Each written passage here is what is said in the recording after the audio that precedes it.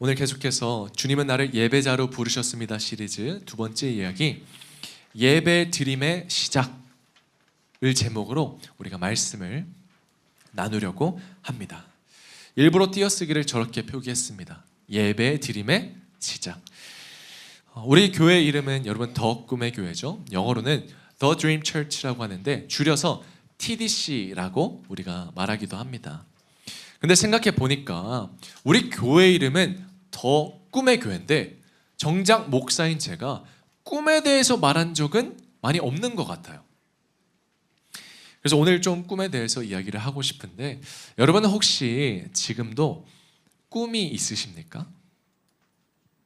아마 어릴 적에는 분명 꿈이 있었는데 어느 순간 바쁜 현실 속에서 그 꿈을 잊어버리고 살거나, 아니면 내가 점점 나이가 들어가면서 그 꿈이 희석되는 그런 분들이 있을 것 같아요.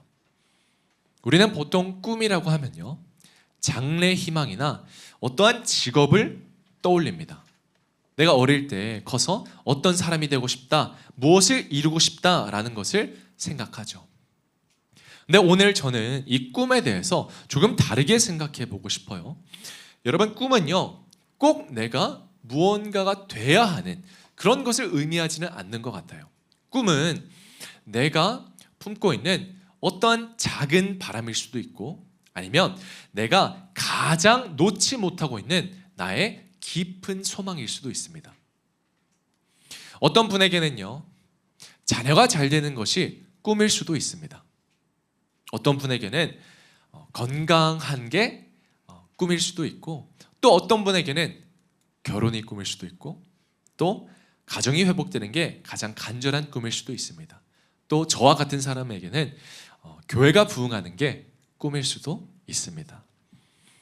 근데 여러분, 우리가 신앙생활을 하다 보면요, 이런 고민이 찾아올 때가 있는 것 같아요. 우리의 믿음이 깊어질 때 내가 갖고 있는 이 꿈을 생각하면서 과연 내가 이런 걸 바래도 되는 걸까?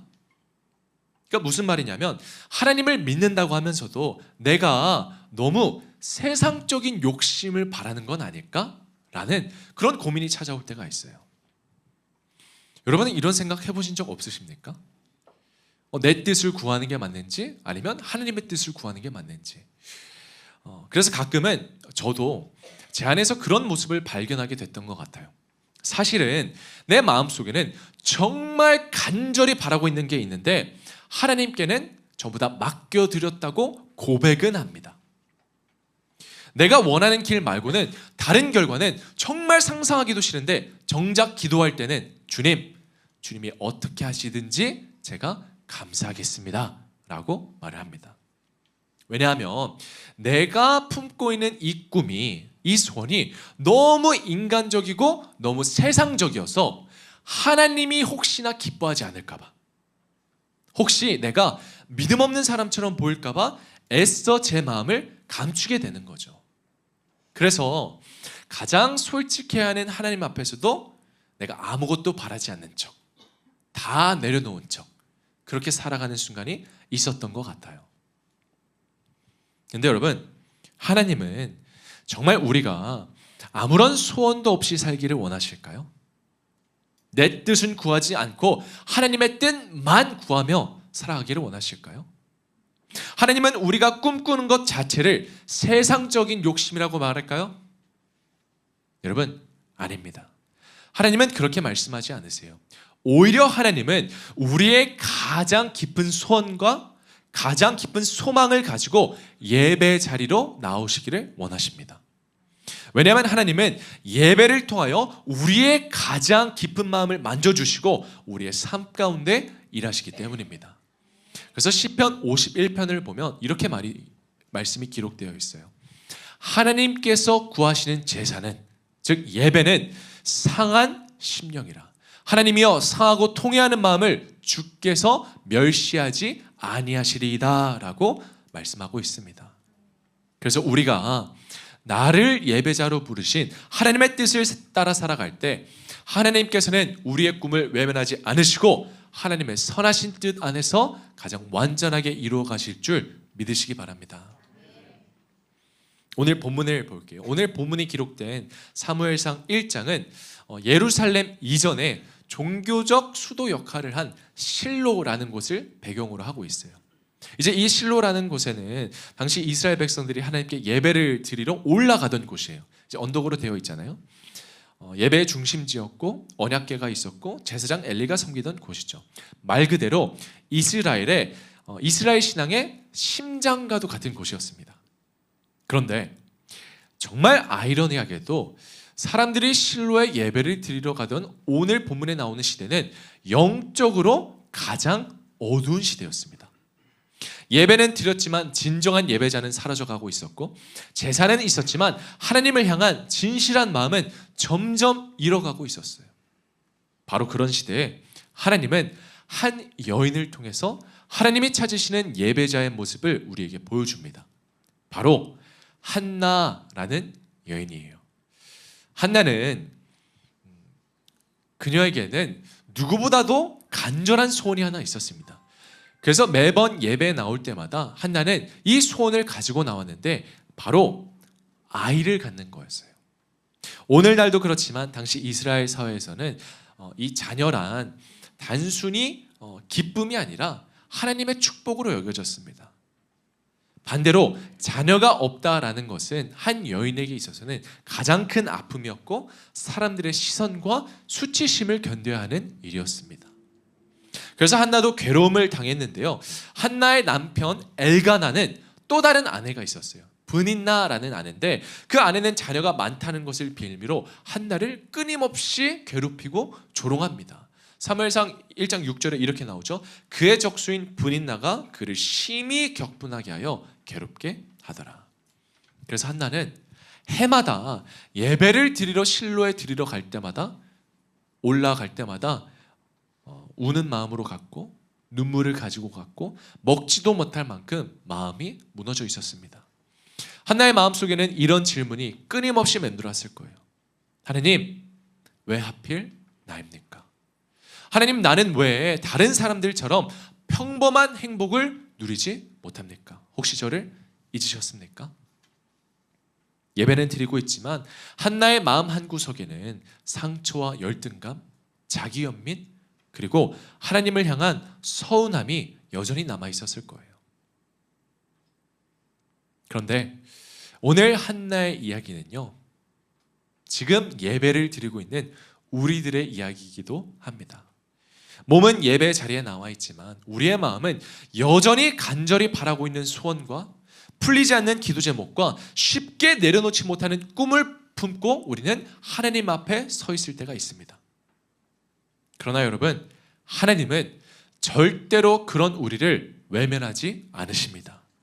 오늘 하나님께서는 가장 인간적인 소원을 품고 나온 한 여인 한나를 책망하지 않으셨고 무시하지도 않으셨습니다.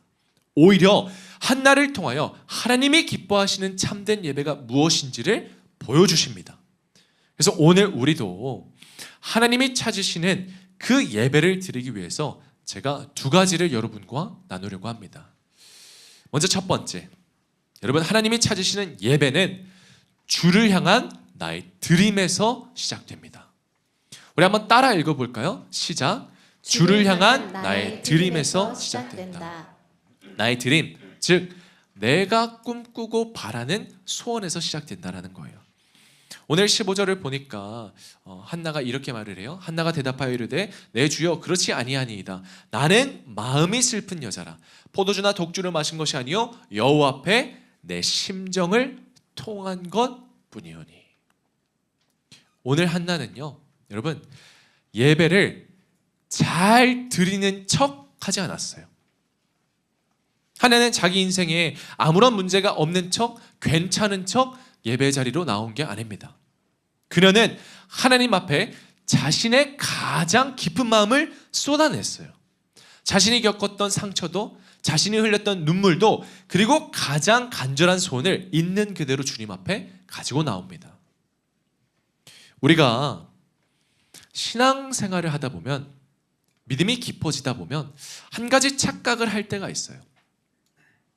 믿음이 좋은 사람은 아무런 소원이 없는 사람, 아무것도 바라지 않는 사람, 그저 하나님 뜻대로 해주세요 라고 말하는 사람이라고 생각을 합니다. 그래서 아까 제가 말씀드린 것처럼 마음속에 간절한 소원이 있어도 애써 감추고 바라는 게 있어도 아닌 척하고 살아가게 되는 것 같아요. 안 그래도 엊그제 한 청년이 저에게 물어보더라고요. 목사님, 하나님께 기도할 때 혹시 제 뜻을 구해도 되나요? 제 소원을 솔직하게 말해도 되나요? 자꾸 제 기도를 보면 하나님의 뜻보다 제 뜻만 이야기하는 것 같아요. 혹시 이게 잘못된 건가요? 라고 질문을 하더라고요. 여러분, 예배는요, 내 뜻을 무시하고 내 뜻을 감추고 하나님 앞에 나아가는 시간이 아닙니다. 예배는 거룩한 척하는 시간이 아니에요.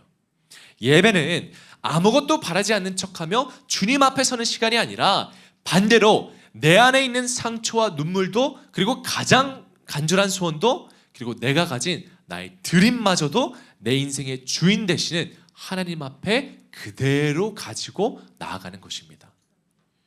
왜냐하면 주님은 나를 있는 그대로 사랑하시는 분이시기 때문이에요. 하나님은 내가 아무 욕심도 없는 사람이 돼야 되고 항상 깨끗하고 항상 거룩해야 나를 사랑하시는 분이 아니에요.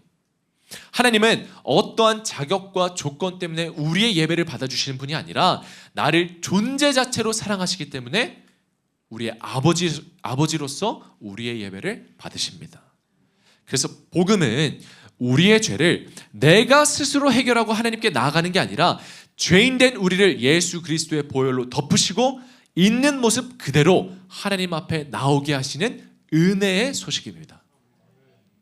그래서 우리가 하나님 앞에서 있는 그대로 솔직하게 서 있을 수 있는 이유도 바로 여기에 있어요.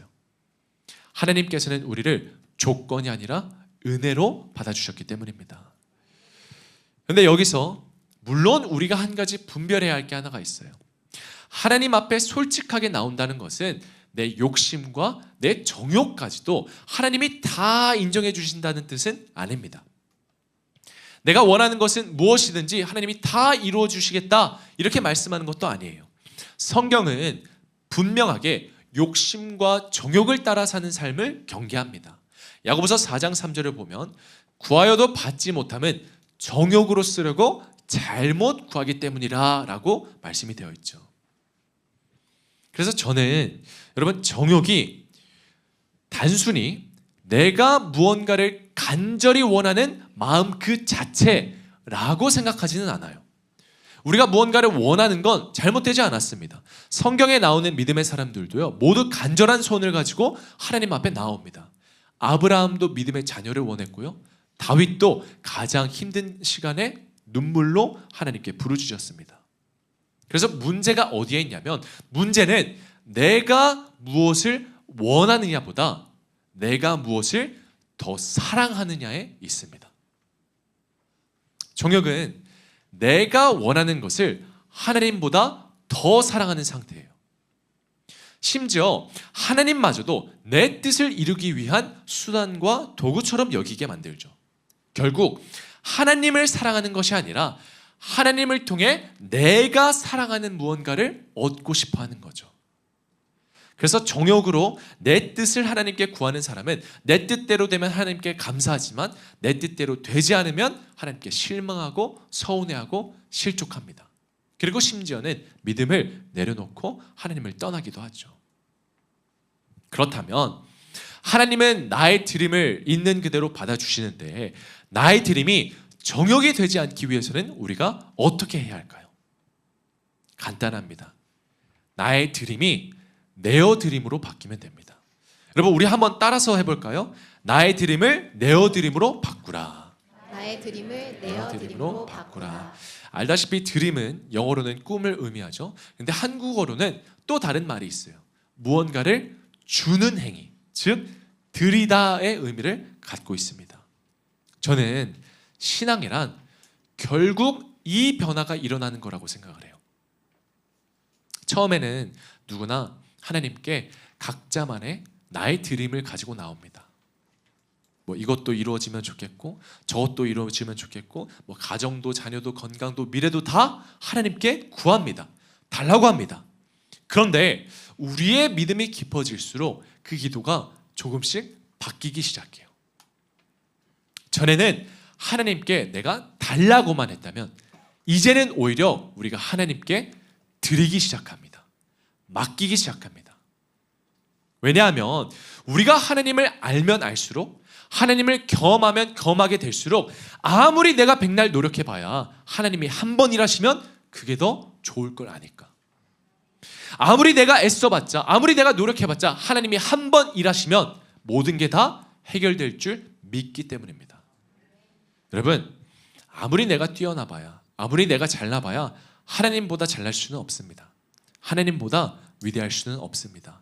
고린도전서 1장 25절에 말하죠. 하나님의 어리석음이 사람보다 지혜롭고 하나님의 약하심이 사람보다 강하니라.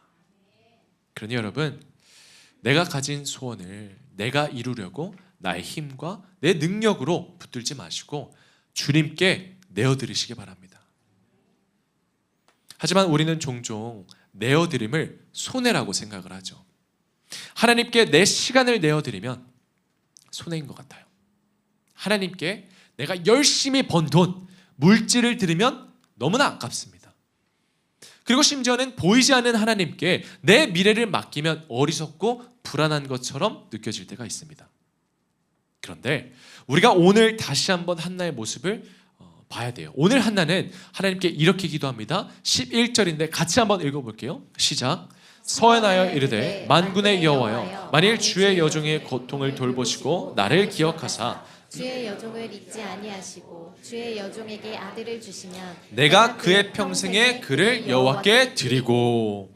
그런데 여러분, 이 장면을 우리가 자칫 잘못 보면 하나님과 거래하는 것처럼 보일 수가 있어요. 그죠? 하나님, 아들을 주시면 내가 그 아들을 하나님께 드리겠습니다. give and take처럼 보입니다. 그런데 이 장면은 거래 현장이 아닙니다. 이 장면은 자신이 간절히 붙들고 있던 나의 드림의 소유권이 바뀌는 현장이에요. 이전에는 자기 힘으로 그 소원을 붙들고 살아갔다면, 그래서 힘들고 고통스럽고 외로웠다면, 이제는 더 이상 자기 힘으로 붙드는 것이 아니라 가장 소중하게 붙들고 있던 자신의 미래와 자신의 소원을 하나님의 손에 맡겨드린 것입니다. 그리고 한나의 드림을 하나님께 내어드리자 한나의 마음속에 놀라운 변화가 일어나요. 그게 바로 오늘 17절과 18절인데 제가 읽어드릴게요.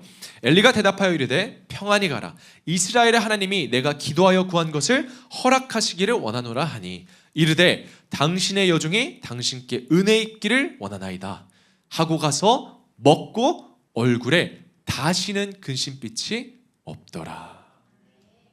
여러분, 잘 생각해 보세요. 한나는 아직 아들을 얻은 것도 아니에요. 그러니까 give and take가 성사된 게 아닙니다. 아직 상황이 바뀐 것도 아니고 아직 기도가 응답된 것도 아니에요. 그런데 한나는 다시는 근심하지 않았다라고 말을 하고 있습니다. 왜 그럴까요? 이전에는 스스로가 책임져야 하는 자신의 인생의 소유권을 이제 하나님께 온전히 내어드렸기 때문입니다. 사랑하는 우리 덕금 가족 여러분, 한나는 사무엘을 얻고 나서 평안을 얻은 게 아니에요. 하나님께 맡기고 나서 평안을 얻었습니다. 기도 응답이 평안을 만든 게 아니라 하나님께 맡김이 평안을 만들었습니다. 그래서 예배는 단순히 하나님께 우리가 무언가를 받아가는 시간이 아니라, 예배란 내가 가장 소중하게 붙들고 있던 것의 소유권을 하나님께로 다시 돌려드리는 시간입니다. 혹시 이 자리에 우리 성도님들도 여러분이 각자 가지고 나온 소원이 있으십니까? 이루어졌으면 하는 기도가 있으세요? 여러분을 위해 펼쳐졌으면 하는 미래가 있으십니까? 그러면 여러분, 그것을 감추지 말고 하나님께 다 가지고 나오세요. 뿐만 아니라 여러분의 마음 가운데 있는 그 눈물도 상처도 괴로움도 고통도 다 가지고 나오세요. 다만 거기서 한 걸음 더 나아가시기 바랍니다. 하나님 앞에 하나님 나의 드림을 이루어 주세요 에서 멈추지 말고 하나님 나의 드림마저도 내가 주님께 내어드리겠습니다. 제 뜻보다 주님의 뜻이 더 선하심을 믿습니다 라는 그 고백까지 나아가시기를 바랍니다. 저는 오늘 저와 여러분이 드리는 이 예배가 나의 드림에서 시작되어 내어 드림으로 바뀌는 그런 예배가 되기를 예수님의 이름으로 축원합니다. 그리고 바로 그때 하나님께서 나의 드림을 붙드시고 나의 인생을 책임져 주실 줄 믿습니다. 우리가 한 걸음 더 나아가서 하나님이 찾으시는 예배는 두 번째, 나를 위한 하나님의 드림으로 완성이 됩니다. 여기서 하나님의 드림은 하나님의 꿈을 말해요. 즉 예배는 나를 향한 하나님의 계획과 하나님의 기대와 하나님의 뜻을 발견하고 인정하고 받아들일 때 비로소 완성이 된다는 거예요. 오늘 본문 19절과 20절 말씀 우리 같이 한번 읽어볼까요? 19절 후반절부터입니다. 시작. 여호와께서 그를 생각하신지라 한나가 임신하고 때가 이름에 아들을 낳아 사무엘이라 이름하였으니 이는 내가 여호와께 그를 구하였다 함이더라. 아멘. 여러분 여기서 나오는 이 사무엘이라는 아이는요 단순히 한나의 기도 응답으로 태어난 아이가 아니에요. 사무엘이 누구였냐면 여러분 사무엘은 영적으로 무너져 가던 이스라엘을 다시 하나님께로 돌이키는 선지자였습니다. 사사시대를 마무리하고 새로운 시대를 열어갈 하나님의 사람이었고 또 훗날 다윗에게 기름을 부어서 이 메시아 왕조를 시작하게 하는 하나님의 사람이었습니다. 그런데 처음에 한나가 하나님께 가지고 나왔던 기도 제목은 이렇게 거창한 건 아니었어요. 하나님 나라를 보여달라, 새 시대를 열어달라 이렇게 기도하지 않았어요. 한나는 그저 아들 하나만 주세요. 그러면 됩니다 라고 기도를 했고 한 가정의 아픔이 회복되기를 바랬고 한 여인의 눈물을 그저 하나님이 알아주시기를 바랬습니다. 어쩌면 오늘 우리들의 기도도 비슷할지도 모릅니다. 여러분 우리가 드리는 기도는요 대부분 그렇게 아주 현실적이고 아주 구체적이고 때로는 지극히 개인적인 것들로 가득 차 있잖아요. 우리가 하나님께 기도할 때 어떻게 하죠? 내 가정에서 있었던 작은 일, 남편과 아내와 다퉜던 일 때문에 하나님 오늘 제 마음속에 긍휼의 마음을 주세요. 용서의 마음을 주세요. 이렇게 기도하기도 하고 또 내 자녀가 친구들과 잘 어울리지 못해서 하나님 내 자녀가 학교에 가서 좋은 교우 관계가 있게 해주세요 라고 기도하기도 하죠. 또는 직장에서 겪었던 부당한 일이나 서운한 일이나 오늘 하루 힘들었던 이런 개인적인 것들을 우리가 주님께 기도하기도 합니다. 그래서 우리가 하나님께 가지고 오는 이 기도 제목들은요 대부분 그렇게 거창한 것은 아니죠. 그런데 여러분 하나님은 언제나 우리가 생각하시는 것보다 우리가 기도하시는 것보다 훨씬 더 크게 일하시는 분이십니다. 아니 우리가 꿈꾸는 것보다 하나님은 늘 더 큰 꿈을 꾸고 계십니다. 우리는 내 자녀가 건강하게 잘 자라고 좋은 학교를 가고 좋은 직장에 가기를 기도하지만 여러분 하나님은 여러분의 자녀를 통해 다음 세대를 세우고 하나님의 사람으로 사용하기를 원하십니다. 우리는 내 가정의 문제가 빨리 끝나서 빨리 회복되기만을 기도하지만 하나님은 내 가정을 통하여 또 다른 가정을 품게 하실 놀라운 계획을 갖고 있을 수도 있고 우리는 지금 당장 내 눈앞에 있는 이 어려움, 이 고난, 이 고통이 해결되기를 바라지만 하나님은 그 과정을 통해서 여러분을 믿음의 사람으로 빚어가기를 원하십니다.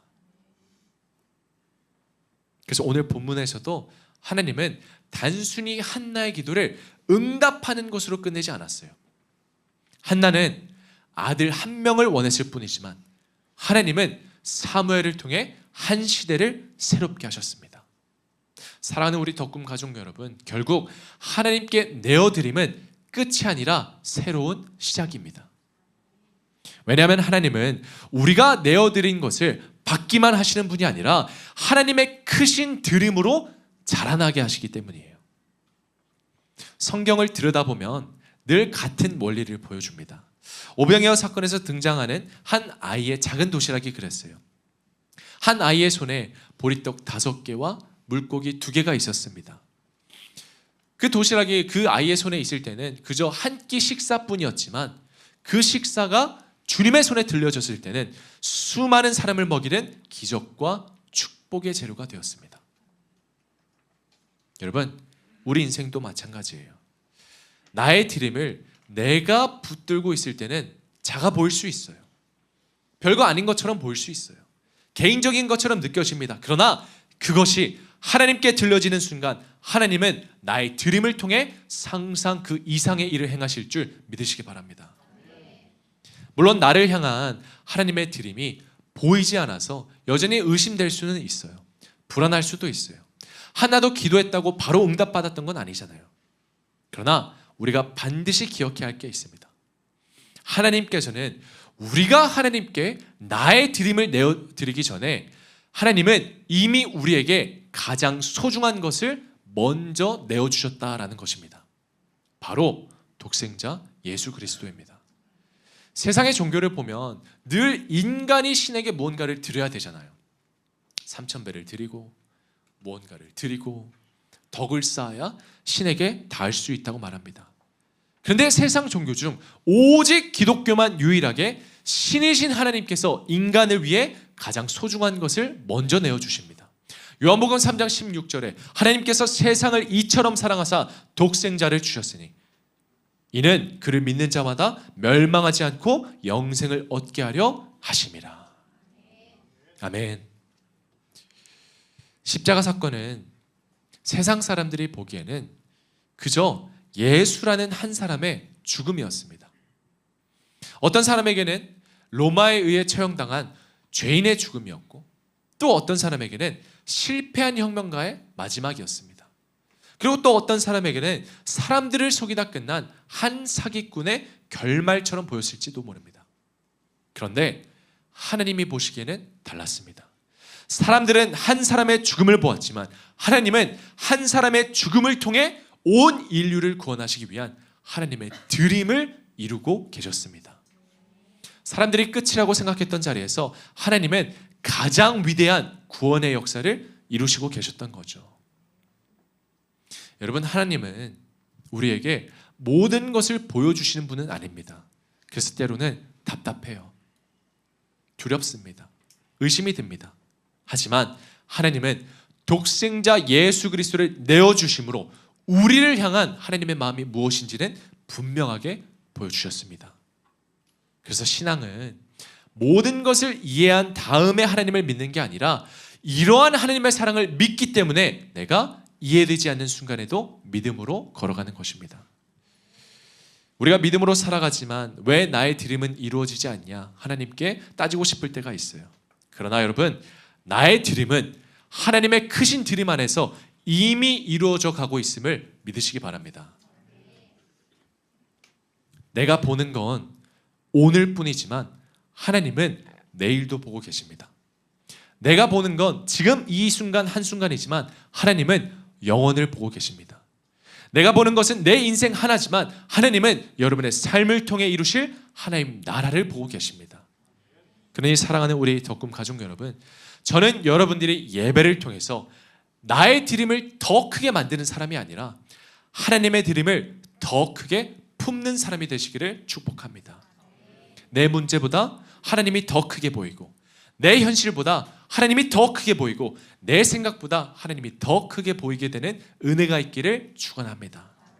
그리고 더 나아가서 내 가정을 넘어 하나님 나라를 보시고 내 자녀를 넘어 다음 세대를 보시고 내 인생을 넘어 하나님의 역사를 기대하며 살아가는 저와 여러분 모두가 되시기를 예수님의 이름으로 축복합니다.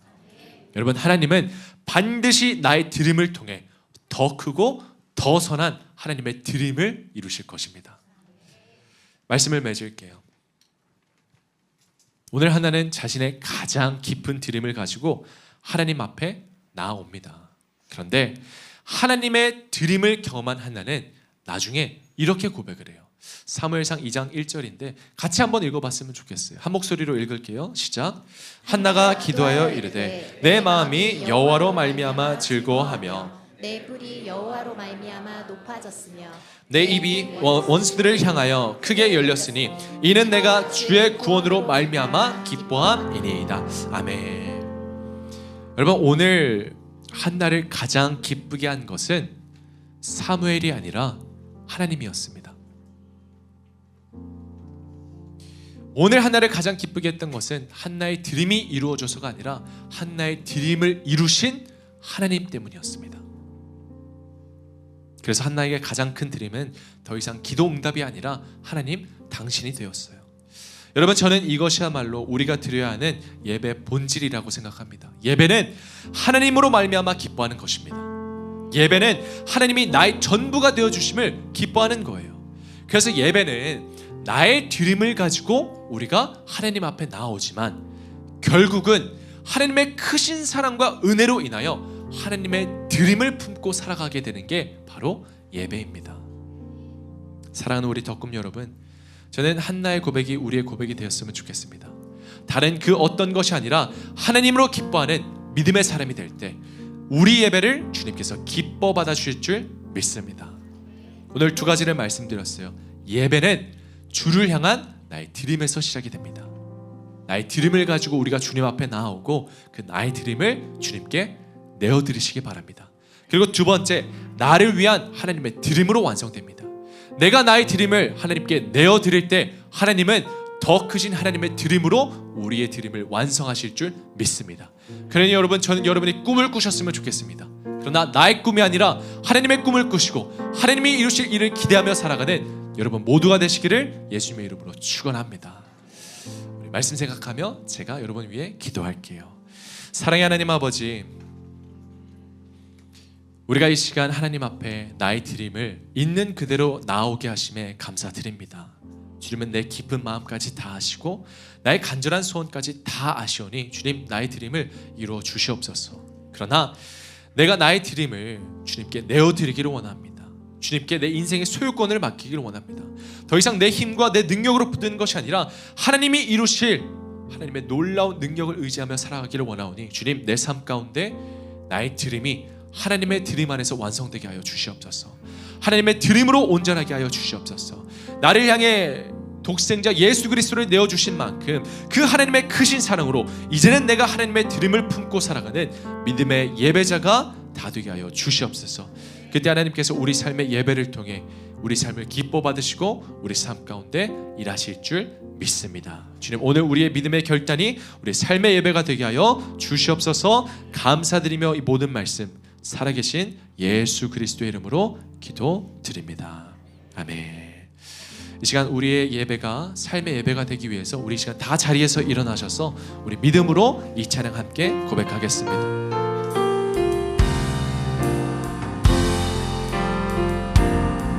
내가 주인 삼은 모든 건 내려놓고 내 주 되신 주 앞에 나가 내가 사랑했던 모든 건 내려놓고 주님만 사랑. 우리 한 번 더. 내가 주인 삼은 모든 건 내려놓고 내 주 되신 주 앞에 나가 내가 사랑했던 모든 건 내려놓고 주님만 사랑해. 주 사랑 거친 풍랑에도 주 사랑 거친 풍랑에도 깊은 바다처럼 나를 잠잠케 해. 주 사랑 내 영혼의 반석 그 사랑 위에 서리. 내가 주인 삼은 모든 건 내려놓고 내 주 되신 주 앞에 나가 내가 사랑했던 모든 건 내려놓고 오직 주님만을 사랑하며 나아갑시다. 주님만 사랑 주 사랑 거친 풍랑에도 주 사랑 거친 풍랑에도 깊은 바다처럼 나를 잠잠케 해. 주 사랑 내 영혼의 반석. 우리 마지막으로 한 번 더. 주 사랑 거친 풍랑에도 주 사랑 거친 풍랑에도 깊은 바다처럼 나를 잠잠케 해. 주 사랑 내 영혼의 반석. 그 사랑 위에 서리.